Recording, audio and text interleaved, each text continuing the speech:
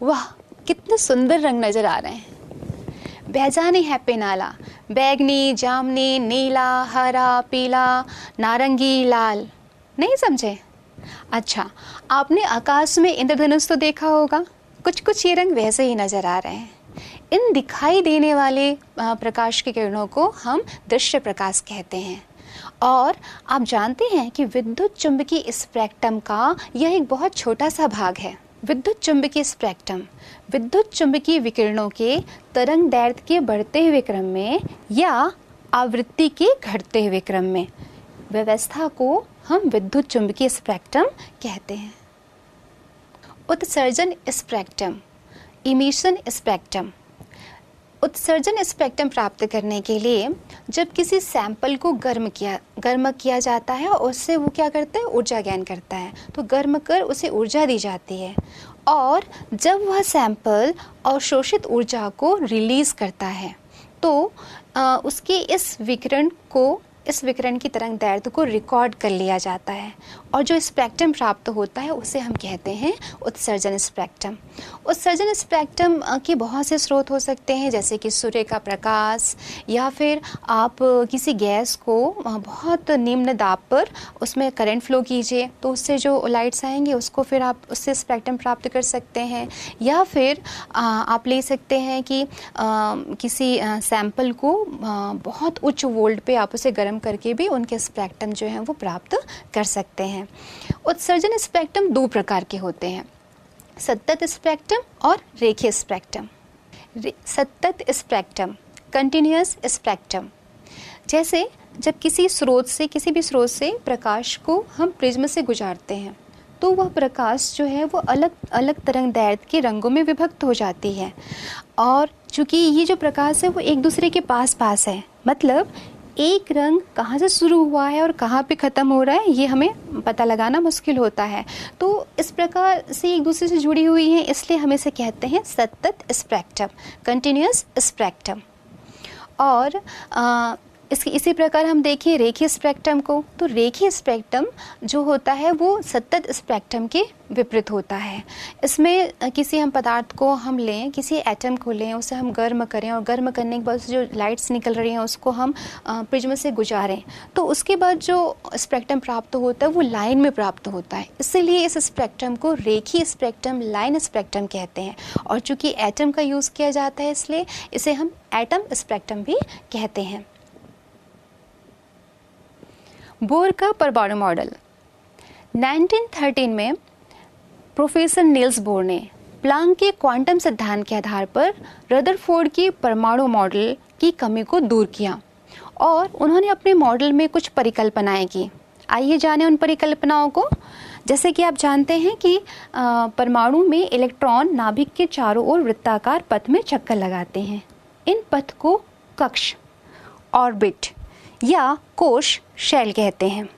और कक्ष में इलेक्ट्रॉनों का कोणीय संवेग h/2π इनके पूर्णांक का गुणज होता है, यानी mvr = n × h/2π, जहाँ m इलेक्ट्रॉन का मास है, v इलेक्ट्रॉन का वेग है, r ऑर्बिट की त्रिज्या है, n 1 2 3 पूर्णांक से सो ऑन और भी हो सकते हैं।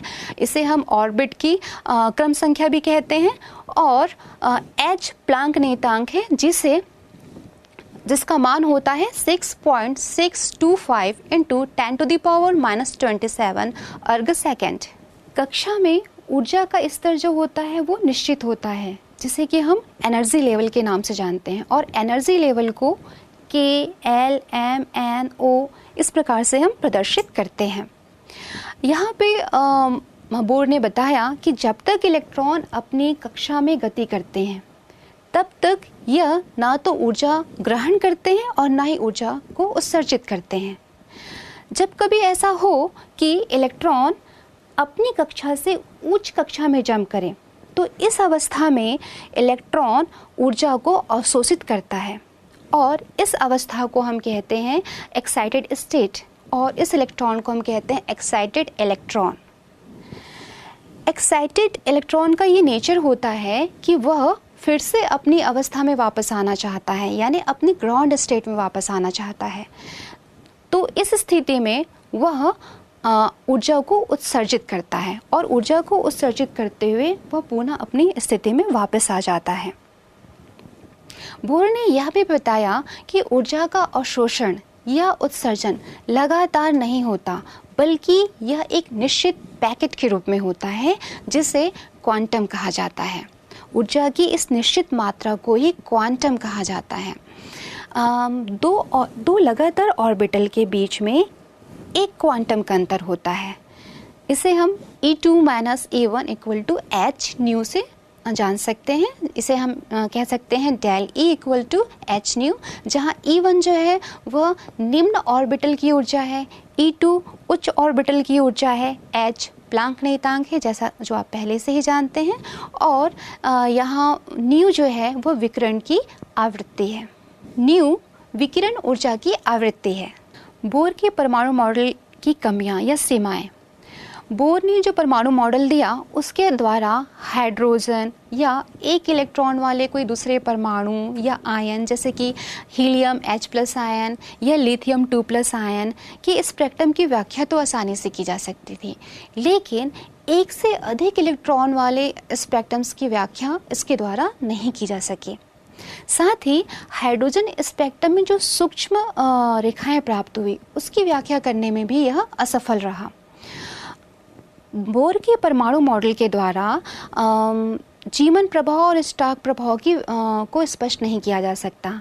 जीमन प्रभाव, जब हाइड्रोजन स्पेक्ट्रम को चुंबकीय क्षेत्र में रखने पर तो वो जो रेखा होती है वो दो भागों में विभक्त हो जाती है, तो इसे हम कहते हैं जीमन प्रभाव। स्टॉक प्रभाव में हम हाइड्रोजन स्पेक्ट्रम को एक विद्युत क्षेत्र के बीच में रखते हैं, तो वो जो रेखा है वो फर्दर दो भागों में डिवाइड हो जाती है, तो इस प्रभाव को स्टॉक प्रभाव कहते हैं। यानी हाइड्रोजन स्पेक्ट्रम को चुंबकीय क्षेत्र में रखने पर जीमन प्रभाव और विद्युत क्षेत्र में रखने पर स्टॉक प्रभाव उत्पन्न होता है। और साथ ही इन्होंने ये तो बताया कि mv r = n h/2π, लेकिन ये क्यों होता है, यानी ऑर्बिट का क्वांटीकरण क्यों होता है, यह बोर नहीं बता पाए।